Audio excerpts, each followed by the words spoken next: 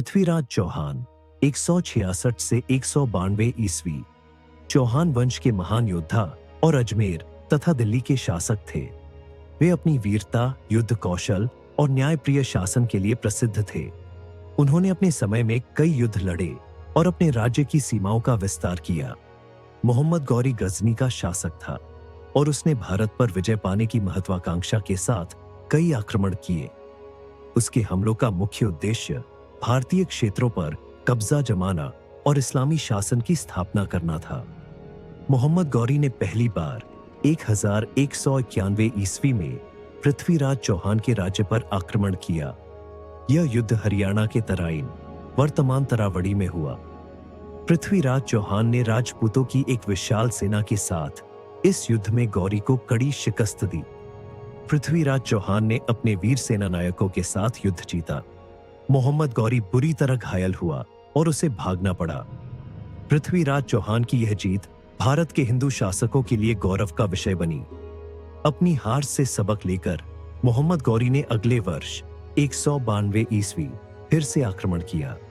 इस बार उसने रणनीतिक तरीके से युद्ध की योजना बनाई और 1,20,000 सैनिकों के साथ हमला किया। मोहम्मद गौरी ने राजपूत सेना को थकाने के लिए छापामार रणनीति अपनाई। युद्ध के दौरान राजपूतों ने परंपरागत तरीके से वीरतापूर्वक युद्ध किया, लेकिन रणनीतिक रूप से कमजोर पड़ गए। अंततः गौरी की सेना ने पृथ्वीराज चौहान की सेना को हराया। पृथ्वीराज चौहान को बंदी बना लिया गया। दिल्ली और अजमेर पर मोहम्मद गौरी का कब्जा हो गया।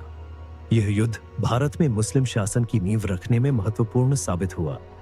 युद्ध हारने के बाद पृथ्वीराज चौहान को गुलाम बना लिया गया और गजनी ले जाया गया।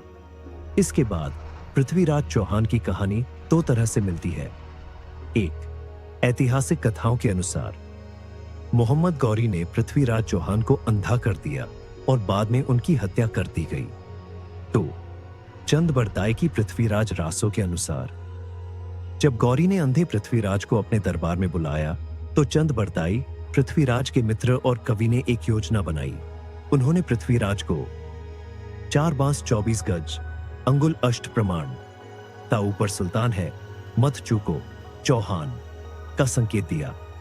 पृथ्वीराज ने इस संकेत को समझकर अपने तीर से मोहम्मद गौरी की हत्या कर दी। इसके बाद पृथ्वीराज और चंदबरदाई ने एक दूसरे को मार डाला। पृथ्वीराज चौहान और मोहम्मद गौरी के बीच हुए तराइन के युद्ध भारतीय इतिहास में महत्वपूर्ण माने जाते हैं। ये युद्ध भारतीय संस्कृति, वीरता और संघर्ष की कहानी को दर्शाते हैं। मोहम्मद गौरी की विजय के बाद भारत में इस्लामी शासन की शुरुआत हुई और दिल्ली सल्तनत की स्थापना हुई। हालांकि पृथ्वीराज चौहान की वीरता और बलिदान आज भी भारतीय इतिहास के स्वर्णिम पृष्ठों में दर्ज है। अगर आपको ये वीडियो पसंद आई हो तो इसे लाइक करें और नए अपडेट्स के लिए चैनल को सब्सक्राइब करना ना भूलें।